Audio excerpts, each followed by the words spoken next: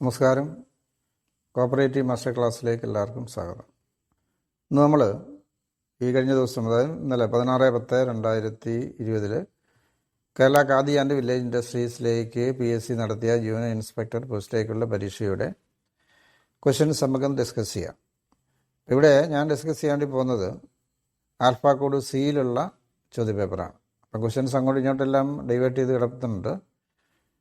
C പ്രകാരം, alpha code C പ്രകാരം ഒന്നാമത്തെ question, NCDC was establish in the year. NCDC establish ചെയ്ത വർഷം, ആരംഭിച്ച വർഷം ഏതാണ്? അപ്പോൾ ABCD പറയുന്നില്ല, ആൻസർ മാത്രമേ പറയുന്നുള്ളൂ. അപ്പോൾ അതിനകത്ത് കൊടുത്തുള്ള സി പ്രകാരമുള്ളത് സി ആണ്. Answer C, 1963. രണ്ടാമത്തെ ചോദ്യം, large sized societies were expected to have large membership ranging between dash to dash. അപ്പോൾ നമ്മൾ ആദ്യമേ നമ്മൾ കോപ്പറേറ്റീവ് സൊസൈറ്റീസ് ആരംഭിക്കുക നമ്മൾ സിംഗിൾ മെമ്പർ 10 പേര് കൂടിയിട്ടായിരുന്നു. പിന്നീടാണ് അത് ലാർജ് സൈസ് ആക്കണമെന്ന് പറഞ്ഞു, അതിൻ്റെ ഏരിയ ഓപ്പറേഷൻ വർദ്ധിപ്പിക്കണമെന്ന് പറഞ്ഞു, മെമ്പർഷിപ്പ് വർദ്ധിപ്പിക്കണമെന്ന് പറഞ്ഞു. അതെത്ര വരെയാകാം? അതിൻ്റെ ആൻസർ ബി ആണ്, 300 into 500, 300 മുതൽ 500 വരെയാകാം.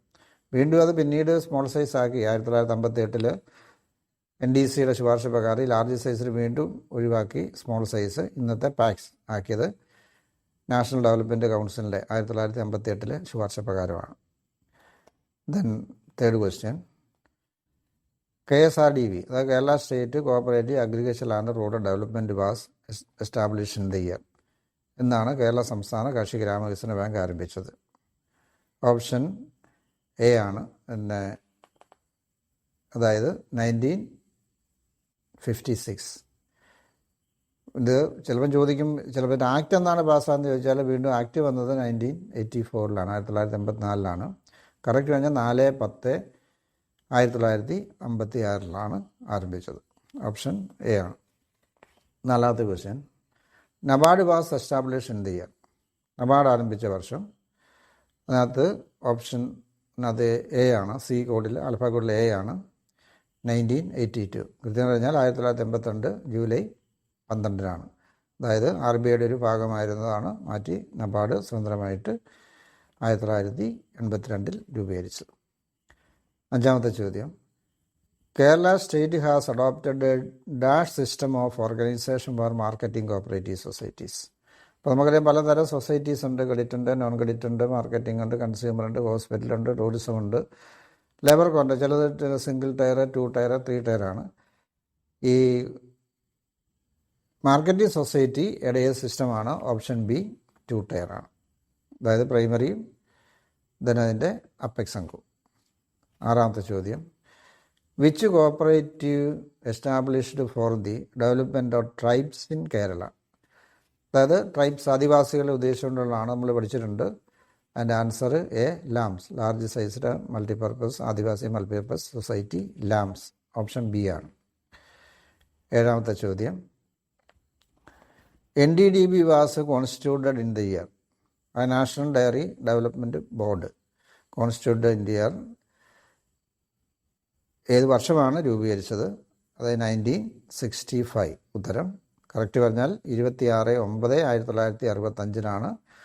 പക്ഷേ ഈ NDDB ആക്ട് വരുന്നത് പിന്നീടും വർഷങ്ങൾക്ക് ശേഷമാണ്. NDDB ആക്ട് വരുന്നത് 1987, 1987 NDDB ആക്ട് വരുന്നത്. അപ്പോൾ നമ്മളിത് നിങ്ങൾ പഠിച്ചിട്ടുണ്ട്, ഓപ്പറേഷൻ ഫ്ലഡ് ആയിട്ട് ബന്ധപ്പെട്ടാണ്. First phase, second phase, third phase ഉണ്ട്. ഇതൊക്കെ ഉപജ്ഞാതാവാരെന്ന് വെച്ചാൽ വർഗീസ് സൂര്യനാണ്. അപ്പോൾ അതുമായി ബന്ധപ്പെട്ട് വൈറ്റ് റെവല്യൂഷനുമായി ബന്ധപ്പെട്ടതാണ്. അതിനടുത്ത് എട്ടാമത്തെ ചോദ്യം, Kerala state handloom weavers cooperative society, അത് ദാറ്റ് മീൻസ് അതിന് നമ്മുടെ primary weavers society apex, Hantex. ഒറ്റ അർത്ഥത്തിൽ പറഞ്ഞാൽ ഹാൻഡെക്സ് ഏത് വർഷമാണ് ആരംഭിച്ചത്, എസ്റ്റാബ്ലിഷ് ചെയ്തത്? ഉത്തരം 1961.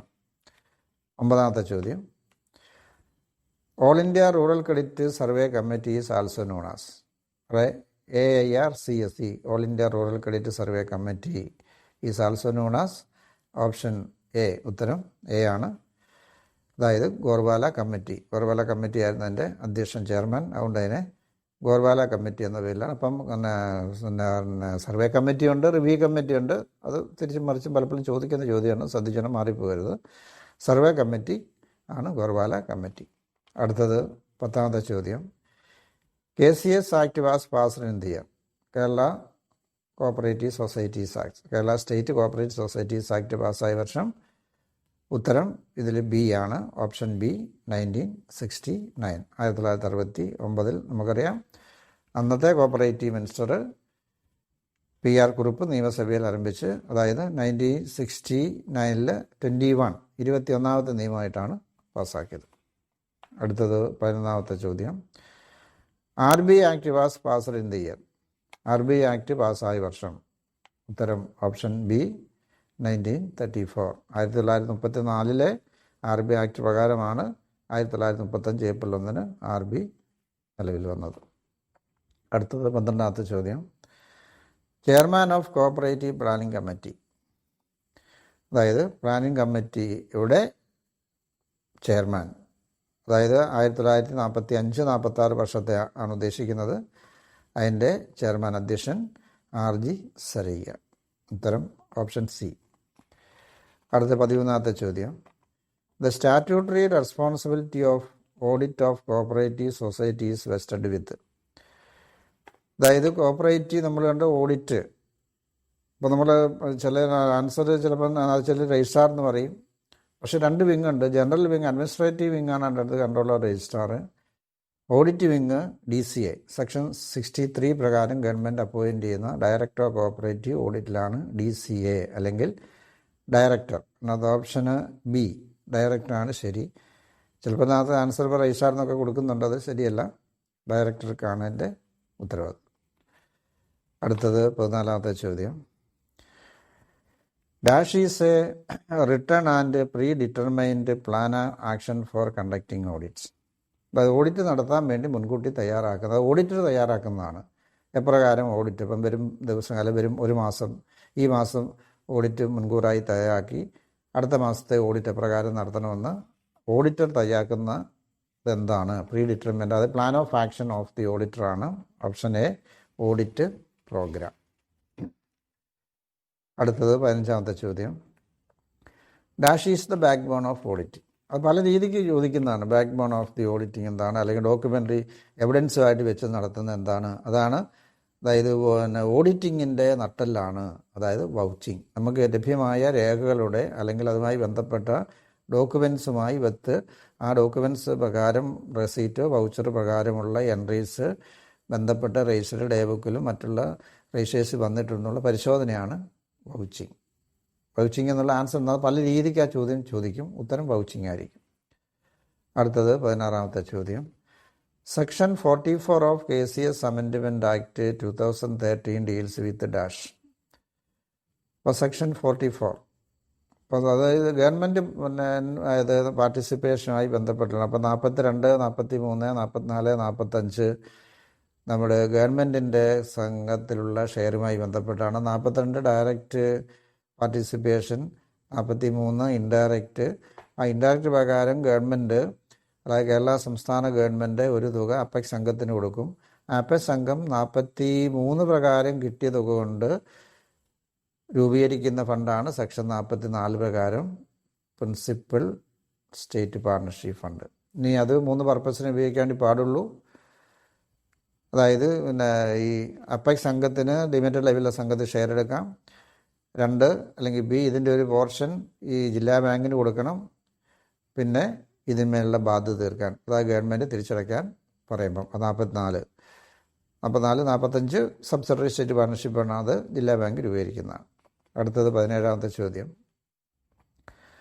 As per KCS Act 1969, every society should set apart not less than that of net profit towards. അതായത് എത്ര ശതമാനം റിസർവ് ഫണ്ടിലേക്ക് മാറ്റണം, ടുവേഴ്സ് റിസർവ് ഫണ്ട്. അതായത് അത് നമ്മൾ ഡിവിഷൻ ഓഫ് പ്രോഫിറ്റ് ആണ് സെക്ഷൻ 56. ഇപ്പോൾ സെക്ഷൻ 56 സബ്സെക്ഷൻ 1 ഉണ്ട്, സബ്സെക്ഷൻ 2 ഉണ്ട്. 56 സബ്സെക്ഷൻ 1 പ്രകാരം ക്ലോസ് ABC 2 ക്ലോസ് ഉണ്ട്. എ പ്രകാരം 15% നോട്ട് ലെസ് ദാൻ 15% കുറയാത്ത തുക റിസർവ് ഫണ്ടിലേക്ക് മാറ്റണം. ബി പ്രകാരം 5% എഡ്യൂക്കേഷൻ ഫണ്ടിലേക്ക് മാറ്റണം. ക്ലോസ് സി പ്രകാരം 10% മെമ്പർ റിലീഫ് ഫണ്ടിലേക്ക് മാറ്റണം. അതുപോലെ 52 എ ബി സി സി ഉണ്ട്, ഡി ഉണ്ട്, ഇ ഉണ്ട്. അത് നമുക്ക് പിന്നീട് നോക്കാം. അപ്പം ക്വസ്റ്റ്യൻ മാത്രം ഡിസ്കസ് ചെയ്യാം. മറ്റേ ക്ലാസ് എടുക്കുമ്പം സെക്ഷൻ എടുക്കുമ്പം വിശദമായിട്ട് ഡിവിഷൻ ഓഫ് പ്രോഫിറ്റ് നമുക്ക് ഡീൽ ചെയ്യാം. അടുത്തത് 18ാമത്തെ question. As per KCS act 1969, every society should set apart not to more than % of net worth towards common good fund. Common good ഫണ്ടിലേക്ക് എത്തണം. ഞാൻ പറഞ്ഞാൽ അത് സെക്ഷൻ 56 സബ്സെക്ഷൻ 2 വരുന്നതാണ്. അതായത് ഓപ്ഷനകത്ത് തന്നിട്ടുള്ള എ ആണ് 10%. കോമൺ ഗുഡ് ഫണ്ടിലേക്ക് മാറ്റണം. കോമൺ ഫണ്ട് വന്നാൽ നമ്മൾ ചാരിറ്റബിൾ എൻഡോമെൻ്റ് ആക്ട് പ്രകാരമുള്ള ആവശ്യത്തിന് വേണ്ടിയിട്ട് മാറ്റിവെക്കാൻ വേണ്ടി ഇപ്പം ഏതെങ്കിലും പൊതു നന്മ ഫണ്ട്, കോമൺ ഗുഡ് ഫണ്ട് സമൂഹത്തിൻ്റെ അല്ലെങ്കിൽ ഏതെങ്കിലും ആവശ്യത്തിന് വേണ്ടിയിട്ടാണത് എൻഡോമെൻ്റ് ചാരിറ്റി ആക്ട് പ്രകാരം മാറ്റിവെക്കുന്ന തുകയാണ്. അടുത്തത് 19ാമത്തെ ചോദ്യം. Dash fund created out of net profit of the cooperative society for meeting unforeseen expenses or losses in connection with the winding up of cooperative societies. അതെന്താണ്? അതായത് നമ്മൾ നെറ്റ് പ്രോഫിറ്റ് ചെയ്യുന്നത് നമ്മൾ മാറ്റിവെക്കും, reserve ഫണ്ടിലേക്ക് മാറ്റിവെക്കും. അത് അൺഫോർസീൻ, നമ്മൾക്ക് മുൻകൂട്ടി കാണാൻ കഴിയാത്ത, ഇവിടെ ചോദിച്ചിട്ടുള്ള ലിക്വിഡേഷൻ്റെ സമയത്തുണ്ടാകുന്ന ചിലവുകൾ നീക്കാൻ വേണ്ടി മാറ്റിവെക്കുന്നത് എന്താണ് എന്നാണ് ചോദിച്ചിട്ടുള്ളത്. അത് RF റിസർവ് ഫണ്ടാണ്. അടുത്ത് 20ാമത്തെ ചോദ്യം. Subsidies and grants available from government to a cooperative society forms as a part of its. അത് ഗവൺമെൻറ്റിൽ നമുക്ക് ഗ്രാൻസ് കിട്ടും, സബ്സിഡി കിട്ടും. അത് ഏതിൻ്റെ ഭാഗമാണ്? Option C, working capital. അടുത്ത 21ാമത്തെ ചോദ്യം. Dash is the fee payable to government by cooperative societies for conducting concurrent audits. Concurrent audit നടത്താൻ വേണ്ടി അതിപ്പോൾ ഓഡിറ്റ് കോസ്റ്റ് ആണോ, ഓഡിറ്റ് ഫീ ആണോ, ഓഡിറ്റിൻ്റെ സ്വഭാവം അനുസരിച്ചിരിക്കും. അപ്പം കൺകറൻറ്റ് ഓഡിറ്റ് ആണെങ്കിൽ ഒരു ഓഡിറ്ററുടെ സേവനം സംഘത്തിന് വിട്ടുകൊടുക്കുന്നതിന് വേണ്ടി സംഘം, അതായത് ഓഡിറ്റർ എന്ന് പറയുന്നത് ഒരു ഗവൺമെൻറ് സർവൻ്റാണ്, പബ്ലിക് സർവൻ്റാണ്, ഗവൺമെൻറ് ശമ്പളം പറ്റുന്ന ഉദ്യോഗസ്ഥനാണ്.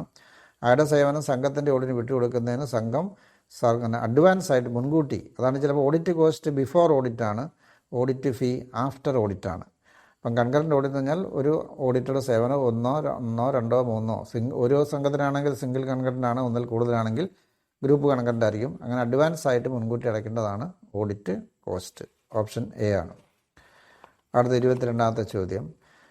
Dash means A special charge on movable or immovable property created in favour of A cooperative institution which deals with credit activities. അതായത് നമ്മൾ സഹകരണ സംഘങ്ങളിൽ നിന്നും വായ്പക്കാരൻ, ബോറോവർ അല്ലെങ്കിൽ മെമ്പർ വായ്പ എടുക്കുമ്പോൾ അയാളുടെ സ്ഥാപന ജംഗമ വസ്തുക്കൾ സംഘത്തിന് പണയപ്പെടുത്തി സംഘത്തിന് അതിന്മേൽ ഒരു ചാർജ് ക്രിയേറ്റ് ചെയ്യുന്നത് എന്താണ് എന്നാണ് ചോദ്യം. അപ്പോൾ നമ്മൾ കണ്ടു, അതിൻ്റെ ആൻസർ ഓപ്ഷൻ ബി, ഗഹാനാണ്. ഈ ഗഹാൻ വരുന്നതിന് മുന്നേ നമ്മൾ സംഘത്തിൻ്റെ പേരിൽ പ്രോപ്പർട്ടി രജിസ്റ്റർ ചെയ്ത് കൊടുക്കണം. അതായത് സബ് രജിസ്ട്രാർ ഓഫീസിൽ പോയിട്ട് അതിന് പകരം സംഘം സെക്രട്ടറി മുമ്പാകെ, ചീഫ് എക്സിക്യൂട്ടീവ് മുമ്പാകെ ഗഹാൻ്റെ ഫോമിൽ 3 ഗഹാൻ ഫോമിൽ ഒപ്പിട്ട് കൊടുത്താൽ അത് അവരുടെ ഏത് പ്രോപ്പർട്ടിയാണോ പണയപ്പെടുന്നതിന്മേൽ സംഘത്തിൻ്റെ ചാർജ് ഉണ്ടാവും. അത് ഗഹാനാണ്. ഗഹാൻ്റെ റൂളും സെക്ഷനും ഒക്കെ നമുക്ക് പിന്നീട് നോക്കാം. ദെൻ 23ാമത്തെ ചോദ്യം. Dash is the appellate authority vested with powers of the appeal, revision and review. അപ്പോൾ നമ്മുടെ ഡിസ്പ്യൂട്ടുമായി ബന്ധപ്പെട്ടാണ്. അതായത് നോൺ മോണിറ്ററി ഡിസ്പ്യൂട്ട് ആണെങ്കിൽ അതുമായി ബന്ധപ്പെട്ടുള്ള അപ്പലറ്റ് അതോറിറ്റി ഏതാണെന്നാണ് ഇപ്പം അതിനകത്ത് ഓപ്ഷൻ തന്നിട്ടുള്ളതിൽ. ഓപ്ഷൻ അതിനകത്ത് നോൺ മോണിറ്ററി മോണിറ്ററി ആണ്. അപ്പലറ്റ് അതോറിറ്റി രജിസ്ട്രാറും ഉണ്ട്, ട്രിബ്യൂണലും ഉണ്ട്. ഇവിടെ ആൻസർ ഓപ്ഷൻ എ, ട്രിബ്യൂണലാണ്. Option A, tribunal. അടുത്തത് 24ാമത്തെ ചോദ്യം. Kerala cooperative tribunal has dash members. ഇതിപ്പോൾ നമ്മൾ ചോദിച്ച ബാക്കിയാണ്. ട്രിബ്യൂണൽ അതാണ് ഓപ്ഷൻ ഡി. അത് സിംഗിൾ മെമ്പർ ട്രിബ്യൂണൽ എന്നാണ് പറയുക, 1 മെമ്പർ. അടുത്ത 25ാമത്തെ ചോദ്യം. An appeal to cooperative tribunal can be filed within dash days from the date of the such order, decision or award. അപ്പോൾ നമ്മളുടെ നോൺ മോണിറ്ററി ഡിസ്പ്യൂട്ട് ആണെങ്കിൽ കേസ് കൊടുക്കേണ്ടത് ആർബിട്രേഷൻ കോർട്ടിലാണ്. ആർബിട്രേഷൻ കോർട്ടിൻ്റെ വിധി, അതാണ് ഓർഡർ, ഡിസിഷൻ ഓർ അവാർഡ് എന്ന് പറയുക. വിധിക്കെതിരെ ഒരാൾ സാറ്റിസ്ഫാക്ടറി അല്ലെങ്കിലാണ് അയാൾക്ക് എന്ത് ചെയ്യുക, ട്രിബ്യൂണലിൽ അപ്പീലിന് പോവുക. അപ്പീൽ എന്ന് പോകണം? ആർബിട്രേഷൻ കോർട്ട് ഓർഡർ പുറപ്പെടുവിച്ച തീയതി മുതൽ within 60 days. Option C 60 days. അടുത്ത 26ാമത്തെ ചോദ്യം. Section 84 of KCS act deals with dash. ഇതെല്ലാം ഇതിൻ്റെ ബാക്കിയാണ്. റിവിഷൻ ഉണ്ട്. ഇവിടെ ഉത്തരം 26ാമത്തെ ഉത്തരം ബി, റിവിഷൻ ബൈ ട്രിബ്യൂണൽ. റിവിഷനും ഉണ്ട്, റിവ്യൂ ഉണ്ട്. അത് നമുക്ക് സെക്ഷൻ എടുക്കുമ്പോൾ വിശദമായിട്ട് ലോ ആയിട്ട് പറയാം. അടുത്ത 27ാമത്തെ ചോദ്യം. The responsibility of cooperative auditor is entrusted with dash. അല്ലെങ്കിൽ the auditor is liable to dash. ആരോടാണ് ഓഡിറ്റർക്ക് ലൈബിലിറ്റി ഉള്ള ബാധ്യതയുള്ളത്? സൊസൈറ്റിയോടാണോ? ഓപ്ഷൻ തരും. മനയും കമ്മിറ്റിയോടാണോ? ബോർഡിനോടാണോ?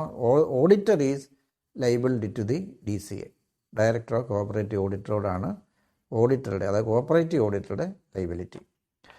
അത് കമ്പനി ഓഡിറ്റൊക്കെ ആണെങ്കിൽ അത് മാറും.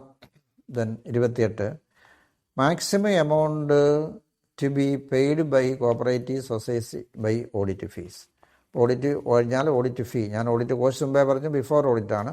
ഓഡിറ്റിന് ശേഷം ചാർജ് ചെയ്യുന്നതാണ് ഓഡിറ്റ് ഫീ.